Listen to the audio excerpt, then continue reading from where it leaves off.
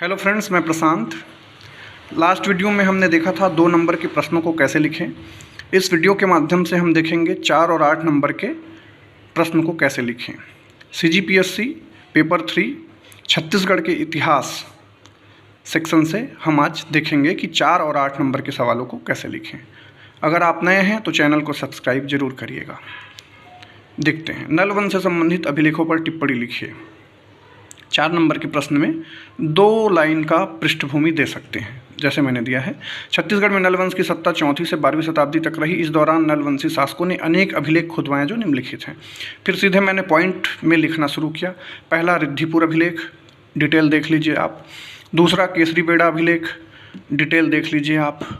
फिर तीसरा पॉइंट है पोड़ागढ़ अभिलेख। ये स्कंदवर्मन की जानकारी देता है, जिसमें विजयी था, विजयी है, विजयी रहेगा लिखा है। चौथा पॉइंट है राजिम अभिलेख। विलासतुंग, पृथ्वीराज व विरूपाक्ष की जानकारी मिलती है। पहला प्रश्न समाप्त। दूसरे में आते हैं। छत्तीसगढ़ में व्यक्तिगत सत्याग्रह आंदोलन की प्रगति का मूल्यांकन कीजिए। मूल्यांकन हेडिंग दे दीजिए। फिर सीधे पॉइंट्स में लिखना स्टार्ट करिए। देख सकते हैं आप मैंने इसको कैसे लिखा है, पॉज करके देख लीजिएगा। फिर अगले सवाल में आते हैं। बरगढ़ विद्रोह को संक्षिप्त में समझाइए। पहला ही पॉइंट है वर्ष कब हुआ था, 1933 से 45 तक। स्थान बरगढ़ रियासत में। नेतृत्वकर्ता बलराम सिंह और अजीत सिंह। फिर कारण जिलेदार की शोषणकारी नीतियों के कारण। फिर दमन रायगढ़ के जमींदार देवनाथ के सहयोग से इस विद्रोह को दबाया गया। फलस्वरूप बरगढ़ रियासत रायगढ़ के शासक देवनाथ को दे दिया गया। परिणाम विद्रोह का दमन, बलराम सिंह की हत्या। इस प्रकार कब हुआ, किस स्थान में हुआ, नेतृत्वकर्ता कौन था, कारण क्या थे, दमन किसने किया, फिर परिणाम क्या हुआ, एक पूरा संपूर्ण रूप यहाँ पर मैंने लिखने की कोशिश की है। अगला प्रश्न है। कलचुरी छत्तीसगढ़ में स्त्रियों की सामाजिक दशा पर लेख लिखिए। कलचुरी कालीन शासन में स्त्रियों की सामाजिक दशा सम्मानजनक थी। निम्न बातें स्पष्ट करती है। फिर सीधे पॉइंट में आ जाइए।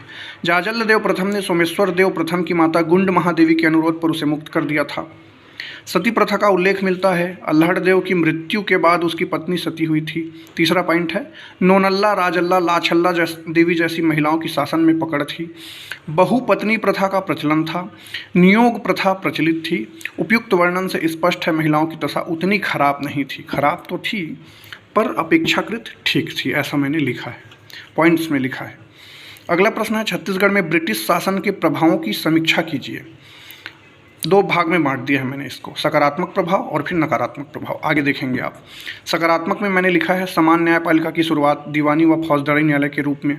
शिक्षा 1885 में छत्तीसगढ़ का पहला बर्जेस स्कूल की स्थापना हुई।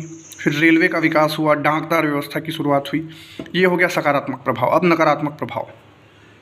हस्तशिल्प उद्योगों का पतन हुआ। जनजातियों का शोषण, जिससे अनेक जनजाति विद्रोह हुए। लोगों को उनके अधिकारों से वंचित रखा गया। 3 नंबर दिया गया है टेस्ट में, देखिए कैटेगराइज्ड करके, ऐसे आप भी लिख सकते हैं। अब हम बात करेंगे 8 नंबर के प्रश्न की। छत्तीसगढ़ में जंगल सत्याग्रह पर एक निबंध लिखिए। पहले मैंने थोड़ी पृष्ठभूमि दे दी है, 1.5 लाइन की। छत्तीसगढ़ में असहयोग आंदोलन व सविनय अवज्ञा आंदोलन के दौरान व्यापक जंगल सत्याग्रह हुए जो निम्नलिखित हैं। पहला, दूसरा, ऐसे करके मैंने 7 जंगल सत्याग्रह लिखे हैं, जैसे देख सकते हैं आप। पहला है 1921 में सिहावानगरी जंगल सत्याग्रह, असहयोग आंदोलन के दौरान हुआ था। कारण वन प्रवेश में प्रतिबंध, नेतृत्व श्यामलाल सोमलाल पंचम से। दूसरा गट्टासेली जंगल सत्याग्रह 1930 में हुआ, नेतृत्व नारायणराव मेघावाले, बालोद में हुआ। कारण वनोपज एकत्रण पर नियंत्रण, रोक। तीसरा मोहबना पोड़ी जंगल सत्याग्रह सविनय अवज्ञा आंदोलन के दौरान हुआ। चौथा रुद्री नवागांव जंगल सत्याग्रह कब हुआ, नेतृत्व किसने किया। और फिर यह सत्याग्रह लंबे समय तक चला, पुलिस गोली से सिंधु कुम्हार की मृत्यु हुई। ये लिखा मैंने। 5वां लिखा हूँ लभरा जंगल सत्याग्रह गोंड जनजातियों द्वारा महासमुंद में किया गया, नेतृत्व अरिमर्दन गिरी ने किया था। छठा 1930 में तमोरा जंगल सत्याग्रह हुआ, बालिका दयावती ने शौर्य दिखाया, SDM को थप्पड़ मारा। 7वां बदरा टोला जंगल सत्याग्रह 1939 ईस्वी में जरहू गोंड को पुलिस गोली से मृत्यु हुई थी। ये जंगल सत्याग्रह पर निबंध मैंने 8 पॉइंट में बांट के लिख दिया है। अगला प्रश्न है बिंबाजी भोसले के कार्यकाल में प्रमुख पदाधिकारियों के नाम एवं उसके कार्यों का वर्णन कीजिए। तब मैंने शुरू किया है। बिंबाजी भोसले नागपुर से अपने साथ बहुत से अधिकारियों को साथ लाए थे जो विभिन्न पदों पर नियुक्त थे, जो निम्नलिखित थे। देखिए, मैंने फैक्ट्स कैसे पढ़ा था और उसे याद करके मैंने इसे लिखा है। पहला, घोड़ो महादेव प्रमुख प्रशासनिक सलाहकार के पद पर पदस्थ थे, प्रशासन में भूमिका महत्वपूर्ण थी। दूसरा, मसार नीलहे, ये घोड़ो महादेव के सह सलाहकार के पद पर थे। तीसरा, कृष्ण भट्ट उपाध्याय, ये मुख्य पंडित के पद पर थे। चौथा, रामचंद्र बख्शी। पांचवा, कादर खां। छठा, नीलू पंडित। सातवां, पांडुरंग। आठवां, रामचंद्र मजूमदार। ये फैक्ट्स आपको याद करने पड़ेंगे और रटना पड़ेगा, तब ये आप लिख पाएंगे। ये हो गया। अब अगला प्रश्न है, छत्तीसगढ़ राज्य की रियासतों के विलीनीकरण पर संक्षिप्त टिप्पणी लिखिए। छत्तीसगढ़ राज्य में स्वतंत्रता के समय मुख्यतः 14 रियासतें थीं। आरंभ में छत्तीसगढ़ एवं उड़ीसा की रियासतों ने पूर्वी संघ रियासत का गठन किया, जो स्वतंत्र रहना चाहते थे, परंतु सरदार पटेल के दबाव में ये बिखर गए। अब आगे लिखेंगे, state council action. Thakur Pyarelal की अध्यक्षता में छत्तीसगढ़ के रियासतों के भारत संघ में गठन हेतु इसका गठन हुआ।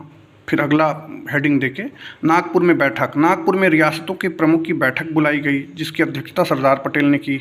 इस बैठक में पंडित रविशंकर शुक्ल, पीवी मेनन तथा छत्तीसगढ़ की 11 रियासतों के प्रमुख ने हिस्सा लिया। अंततः सरदार वल्लभ भाई पटेल पंडित रविशंकर शुक्ल के प्रयास से 1 जनवरी 1948 तक सभी रियासतें भारत संघ में शामिल हुई। पहली रियासत थी खैरागढ़, अंतिम सरगुजा। बस्तर, सरगुजा, कवर्धा रियासतों से क्रमशः प्रवीर चंद्र भंसदेव, रामानुज शरण तथा धर्मराज सिंह ने विलीनीकरण के दस्तावेज में हस्ताक्षर किया। इस प्रकार से आप देख सकते हैं मैंने 4 नंबर और 8 नंबर के प्रश्नों को कैसे डील किया है। और भी मैं 10 नंबर और 15 नंबर के सवालों को कैसे हल करें, कैसे लिखें, आप लोगों के लिए वीडियो लेकर आऊँगा। चैनल को सब्सक्राइब जरूर करिएगा। धन्यवाद।